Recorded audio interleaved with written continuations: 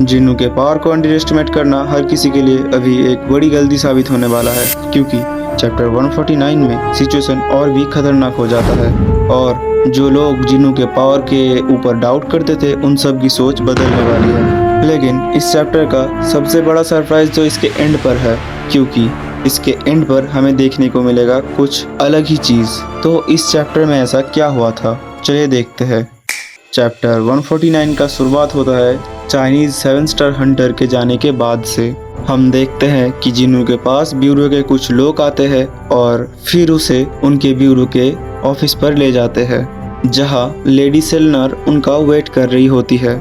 Lady सेलनर Jinnu को बताती है अपनी बुरे सपने के बारे में कि कैसे वो सारे हंटर मर रहे हैं जिनको उसने सपने पर मरने देखा था। पास में खड़ा हुआ एक ऑफिसर ये भी कहता है कि उसने क्रिस्टोफर रेड को वार्निंग भी दिया था, पर उसने उसे अनदेखा कर दिया।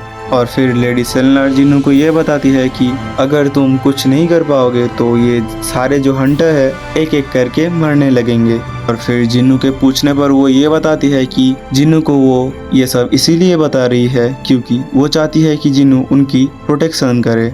लेडी सेलनर अपनी पूरी कोशिश करती है उन सब को याद करने की जिनको उसने मरने के लिए देखा है, और जिन्नू के फिर से पूछने पर वो ये बताती है कि उसने उन सब के आंखों में देखने की भी कोशिश की है, पर जब वो उनके अंदर गई थी तब उसे सिर्फ एंडलेस पावर ही दिखी थी और वो बहुत ज़्यादा डर गई थी, क्योंकि अंदर जो नज़ारा देखा था वो उसे पूरा डरा दिया था और उधर सिर्फ एक ही आवाज़ उसे सुनाई दे रहा था, वापस चले जाओ। ये बात सुनकर जिन्नू के मन में सिर्फ एक ही इंसान का नाम आता है, जो कि था किंग ऑफ जायंट्स, जिसने रूलर्स के बारे में उसे बताया था। फिर हमें यह भी पता चलता है कि जिन्नू को ही चुना गया उनको प्रोटेक्ट करने के लिए। लेडी सेलनर जिन्नू को ये बताती है कि जिन्नू के अंदर भी उसने सेम पावर देखी थी। पास में खड़ा हुआ ब्यूरो का सीनियर उसे कहता है कि हम आपको फ्री में काम करने को नहीं कहेंगे, आप हमारे पास जो हिस्टोरिकल चीज़ है यानी कामीज ड्रैगन का रूइन स्टोन, हम उसे भी देने के लिए तैयार है। इतने अच्छे ऑफर को भी जिन्नू ना कह के टाल देता है और फिर अपने आप उधर से उठ के चले जाने की कोशिश करता है, पर जाते हुए वो थोड़ी देर रुकता है और पता नहीं पर लगता है गिल्ट से भी वापस मुड़ता है और एडम को ये कहता है कि उसे लिस्ट चाहिए जिनको उन्हें प्रोटेक्ट करना है।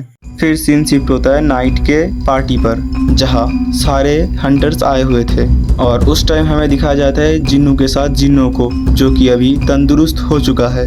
और जब वो जिन्नू के साथ बात कर रहा था तब पीछे से मिस्टर एडम आते हैं लिस्ट को लेकर, जिनको जिन्नू को प्रोटेक्ट करना है। जिन्नू उस लिस्ट पर एक नज़र मारने के बाद अपने पूरे शैडो आर्मी को उन सब के शैडो पर भेज देता है पूरा खबर रखने के लिए। इसी बीच थॉमस उस पार्टी पर एंट्री करते हैं। उसका हाथ भी टूटा था, पर इंजर्ड होने के बाद भी वो आते हैं। जिन्नू के पास आने के बाद वो ये पूछता है कि तुमने मुझे मारने के बाद आराम से मेरे पूरे गिल्ड को ख़त्म कर सकते थे, पर हमें छोड़ा क्यों तुमने?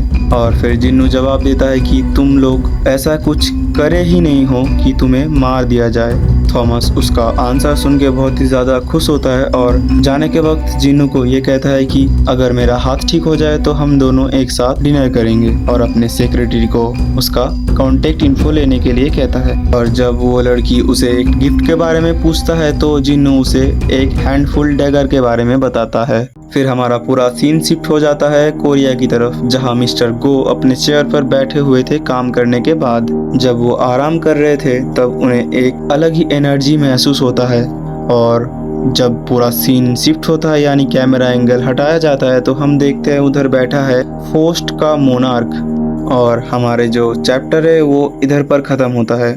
अगर मेरा प्रेडिक्शन सही हुआ तो चैप्टर 150 में जिन्नू कुछ ऐसा कदम उठाने वाला है जो सिर्फ पूरे हंटर्सों को नहीं पूरी दुनिया को शॉक कर देगा। शायद ये होने वाला है कि जिन्नू अपनी असली पावर को अब और छुपा के नहीं रख पाएगा, और चेयरमैन गो के साथ फोस्ट मोनार्क का फाइट क्या अंजाम लाने वाला है ये भी हमें देखना होगा।